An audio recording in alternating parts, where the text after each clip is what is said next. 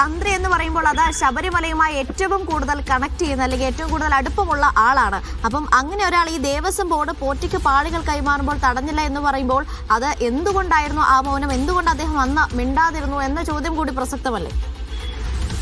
തീർച്ചയായിട്ടും അത് തന്നെയാണ്, ചോദിച്ചത് തന്നെയാണ് ഏറ്റവും പ്രധാനപ്പെട്ട ഒരു ചോദ്യം. ഒരുപക്ഷെ അന്വേഷണ സംഘവും ചോദിച്ചത് ഇക്കാര്യം തന്നെയായിരിക്കും. വെറുതെ ആരെങ്കിലും ഒരു കാര്യം എന്തെങ്കിലും ഒരു കാര്യം വെറുതെ ആരെങ്കിലും ചെയ്തു കൊടുക്കുമോ എന്നുള്ളതാണ് അവിടെ ഉയർന്നു വരുന്ന മറ്റൊരു പ്രധാനപ്പെട്ട കാര്യം. ഇത്തരത്തിൽ ശബരിമല പോലെ ഒരു പുണ്യ ആളുകൾ അത്രയും പവിത്രതയോട് കാണുന്ന ഒരു സ്ഥലത്ത് നിന്നും അത്രയും വലിയൊരു സ്ഥാനത്തിരിക്കുന്ന ഒരു തന്ത്രിയെ പോലെ ഒരാൾ ഇത്തരത്തിലൊരു കുറ്റകൃത്യത്തിന് കൂട്ടുനിൽക്കുക എന്ന് പറയുന്നത് വെറുതെ കൂട്ടുനിൽക്കും എന്നുള്ള കാര്യം അന്വേഷണ സംഘവും പ്രത്യേക അന്വേഷണ സംഘവും കരുതുന്നില്ല. അന്വേഷണ സംഘവും കൃത്യമായി ചിന്തിക്കുന്നത് ഇതിന് വേണ്ടുന്ന എന്തെങ്കിലുമൊക്കെ കാര്യങ്ങൾ പ്രത്യുപകാരം തീർച്ചയായിട്ടും തന്ത്രി കണ്ഠരര് രാജീവർക്ക് ലഭിച്ചിട്ടുണ്ടാകും. അതിന്റെ അടിസ്ഥാനത്തിലാകാം ഇതിനെല്ലാം ഒരു മൗനാനുവാദം നൽകിയതെന്നുള്ള കാര്യം തന്നെയാണ് വിശ്വസിക്കുന്നത്. അതിന് ഇനി കൃത്യമായി ഇന്നിപ്പോൾ റിമാൻഡ് ചെയ്തു കഴിഞ്ഞാൽ സ്വാഭാവികമായിട്ടും കസ്റ്റഡിയിൽ ഇനി വിശദമായ ഒരു ചോദ്യം ചെയ്യൽ കസ്റ്റഡി അപേക്ഷ നൽകി അതിന് കസ്റ്റഡിയിൽ അപേക്ഷ നൽകിയതിനു ശേഷം അത് കസ്റ്റഡിയിൽ വാങ്ങിയായിരിക്കും വിശദമായ ഒരു ചോദ്യം ചെയ്യലിലേക്ക് കടക്കുക. അസമയത്തായിരിക്കും ഇക്കാര്യങ്ങളിലേക്ക് ഒരു വ്യക്തത വരിക.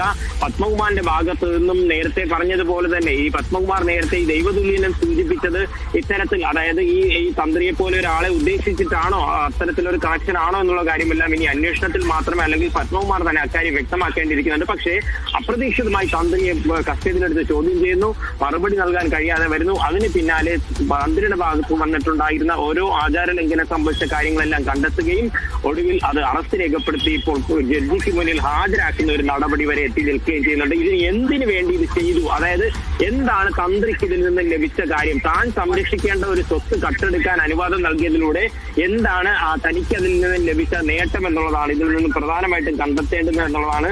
അതിനിപ്പോൾ കൃത്യമായ ഒരു ചോദ്യം ചെയ്യൽ മാത്രമേ അത് മനസ്സിലാക്കാൻ കഴിയുള്ളൂ. അതിന് പക്ഷേ കസ്റ്റഡിയിൽ തന്നെ അത് ചോദ്യം ചെയ്യണം എന്നുള്ളതാണ് ഏറ്റവും പ്രധാനപ്പെട്ട കാര്യം.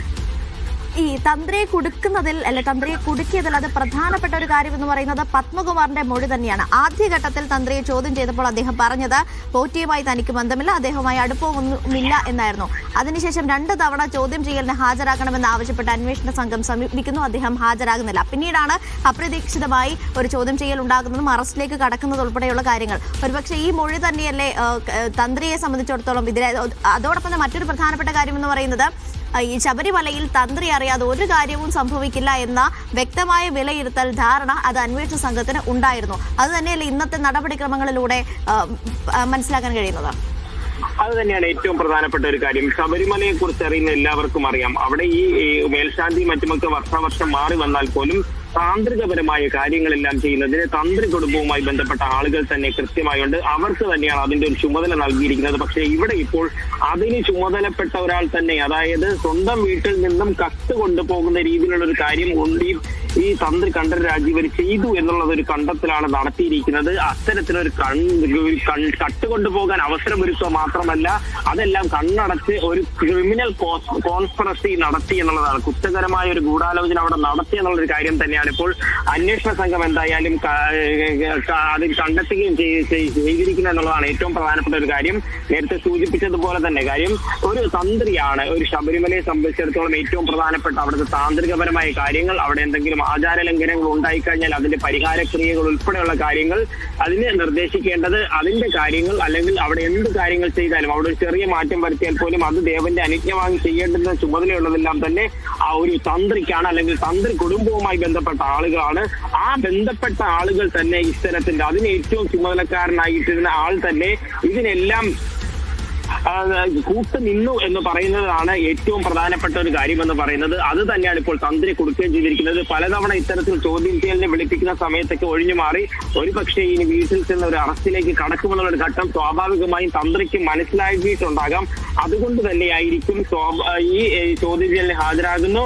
അത് ചോദ്യം ചെയ്യലിന് ഹാജരാകുന്നതിന് പിന്നാലെ അത് കസ്റ്റഡിയിലെടുക്കുന്നു. കസ്റ്റഡിയിലെടുത്തതിന് ശേഷം അറസ്റ്റ് രേഖപ്പെടുത്തുന്നു. തുടർന്ന് അത് ജഡ്ജി കൊല്ലം വിജിലൻസ് കോടതി ജഡ്ജിക്ക് മുന്നിൽ ഹാജരാക്കുകയും ചെയ്യുന്ന ഒരു ഘട്ടം വരെ എത്തി നിൽക്കുകയാണ്. അപ്പോൾ ഈ ഇത്തരത്തിൽ എത്തി നിൽക്കുന്ന ഈ ഒരു സമയത്ത് എന്തായാലും തന്ത്രിയുടെ ഭാഗത്തു നിന്നുള്ള തെറ്റുകൾ ഉണ്ടായ വീഴ്ചകളെല്ലാം അക്കമിട്ട് നിരത്തിക്കൊണ്ട് തന്നെയാണ് പോലീസിന്റെ ഒരു അറസ്റ്റ് റിപ്പോർട്ട് എന്തായാലും കോടതിക്ക് എത്തിയിരിക്കുന്നത്. തന്ത്രി ആചാര ലംഘനത്തിന് കൂട്ടുനിന്നു, യാതൊരു നടപടിയും സ്വീകരിച്ചില്ല, കട്ടിളപ്പാളെ കൊണ്ടുപോകാൻ ഒത്താശ ചെയ്തു എന്നുള്ളതാണ് റിമാൻഡ് റിപ്പോർട്ടിലെ പ്രധാനപ്പെട്ട കണ്ടെത്തലുകൾ. കോടതിയിൽ ഹാജരാക്കിയിട്ടുണ്ട്. ഇനി റിമാൻഡ് ചെയ്യുമോ, എന്താണ് ഇനിയുള്ള നടപടിക്രമങ്ങൾ?